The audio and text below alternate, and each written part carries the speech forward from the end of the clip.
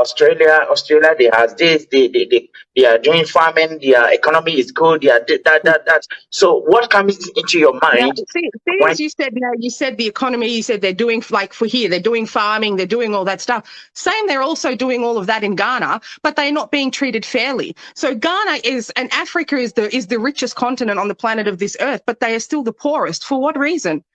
When like my husband's father is a farmer. He has the cocoa farm, the rice, all of that stuff. And if you look at the sale of cocoa and the amount of money even Switzerland are making out of chocolate from that cocoa that comes from Ghana, but the farmers are poor. The government gave them bicycles. Like, really? Bicycles, instead of increasing the price of cocoa so that they can actually live. So as I've said once before, if all of the cocoa farmers were to come together and refuse to sell the cocoa to the government at the price that the government, and they will sell it independently, they would be rich. You have all of the gold, you have the oil, you have cocoa, you have tea, you have coffee, you have everything there. We have it here small. We import most of it.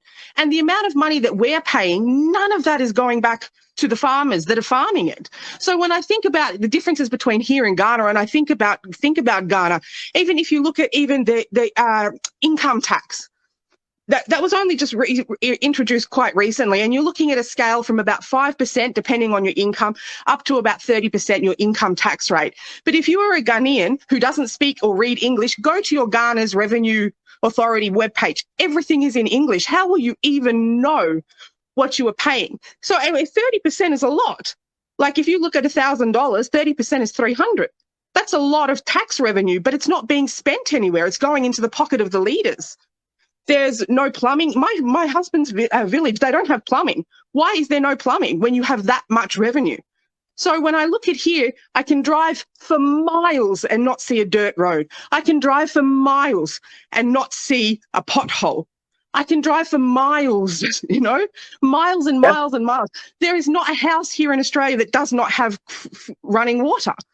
So when you think about Africa and what it has versus what it has, it's really, it doesn't match up. It just doesn't match up with the amount of resources that you have in Ghana and in Africa versus what the government is doing with those resources. It doesn't match up. The pockets are getting lined by the politicians, but the people are suffering. So it makes me angry. So what do you think is our problem? Because I'm very enjoying your conversation, though I am hosting you, but I am learning a lot from you right now. Thank you. First, you mean about all the resources Ghana has, right? Yes. You know, and not only you, all the white people, they know this. We all know. That's why we are there. We all know. That's why our leaders are here. If I want to go and borrow money from the bank, I have to jump through 3,000 hoops. I have to have, if I want to borrow money for a house, I have to have at least a 10 up to 20% deposit. So in some instances, you have got some schemes, but even if we say like here, minimum, you will be looking at $500,000 to buy a house. Now, if I want to borrow a house, even 5% deposit is 25,000 Australian dollars. And if I don't have that, the bank won't give me anything to go and buy the house, no matter how much money I earn. But they continually lend money to Africa. They're constantly lending money to the leaders in Africa. And they're not doing anything with the money. The money doesn't go to the citizen. It doesn't build the roads. It's not building infrastructure. It's not doing any of that stuff. We know what you have there. That's why we keep giving you money, because eventually you're going to be so indebted to us that there is nothing you can do other than to let us take everything you have. We're already doing it. The Queen of England wears your diamond on her crown, like a, like a medal. Like, is that not ridiculous? Is that not laughing in the face of Africa when she puts that crown on her head and she has your stolen diamond there? But they will keep borrowing you money, and you will be so indebted that you will lose your diamonds, you will lose your gold, you will lose everything. We know what you have there. We know. That's why we're there.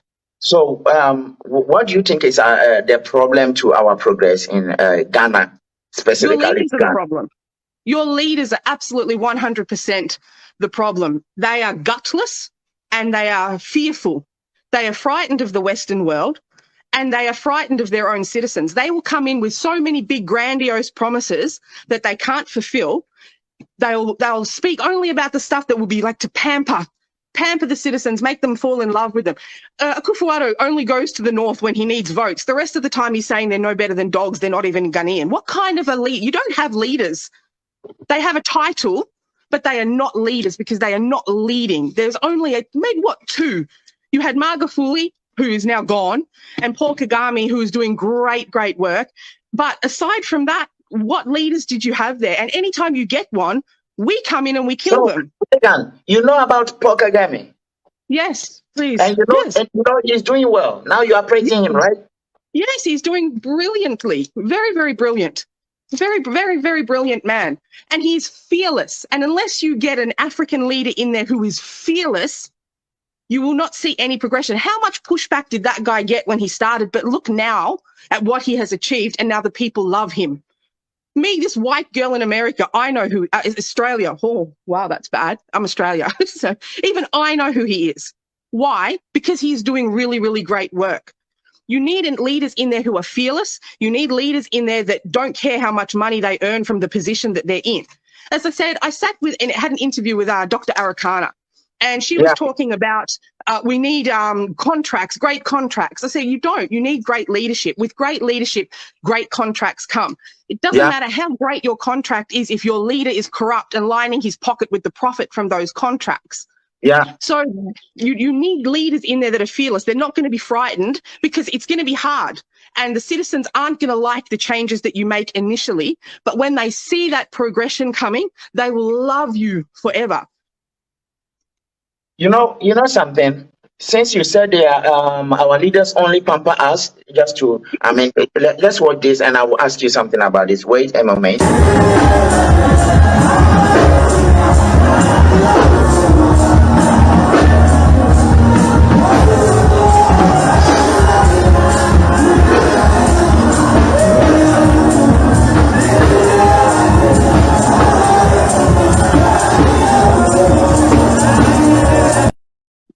Yes, Megan, I just showed you this video. He is the vice president to Ghana right now. And this is what they do. Whenever they want your votes, they begin to go from house to house, church to church, because they know Ghana is a religious country. So they will visit, they will visit the Muslims, they will visit the Christians, begin to, convince and make them think that they really do care. But whenever they take the seat of the presidency, they abandon everybody, then they chop them. So you mean you said our leaders? The citizens, I'm so sorry to interrupt. The citizens allow it to happen. So they are pampered to the extent that they think this guy is great and they vote. And then this guy doesn't do what he says he's going to do and nobody says anything. I love you, daddy, daddy this, daddy that. They don't even deserve the title that they are carrying. The citizens allow it to continue. They allow these people to get away with not fulfilling the promises that they've committed to. And then because we have, it's particularly in Ghana, it seems to be you have the Muslims sort of side with this political party and the Christians are over here on this political party. Until such time as your government is secular and religion doesn't have no basis there, before you will really see some real change. Because if you have, like here, for example, our Prime Minister, Scott Morrison, our country was like on fire, like literally Melbourne was burning, major bushfires. And the US offered to send their helicopter water bombers. And our Prime Minister said, oh, well, let's just pray for Australia. That guy nearly lost his job there and then on the spot. The entire country turned on him. And he's never uttered those words, pray for Australia, ever again. Religion, government here is secular, so religion doesn't get to have any sort of a role in it. When you have a president who is Christian, everything he does is with Christian values, and he will push the Christian interests. And the Muslims, that's why I said you have Akufo-Addo telling the Northerners that they're not real Ghanaians. Says who? They were the first. So until such time as there is that level of unity, which is why the whole Pan-African movement exists in the first place, is to build strength and unity within Africa and the diaspora. Until we get that unity in government to begin with, there's no change is going to happen because there's going to be constant separation. So You, you said our leaders are our problem. Our leaders, to me, I think they are well corrupt. Do you see that oh, over there? yes, they are so corrupt. They are more than corrupt. Like, you can open the dictionary and their photo would be there. That's how corrupt we're talking. The leadership and the presidents and whatever that are running particular African nations. They have ties to the Western world. They are taking money from the Western world, but nothing is happening in Ghana. Nothing is happening in these African countries to warrant the level of money that is coming in, or that should even be generated from the Chinese in Ghana with the gold. And I can't remember what country it was that was in there taking the copper. China, I think. I can't remember now. They came and they did it and they left and they didn't pay anybody. Where's the profit from all of these resources? Now, if all those resources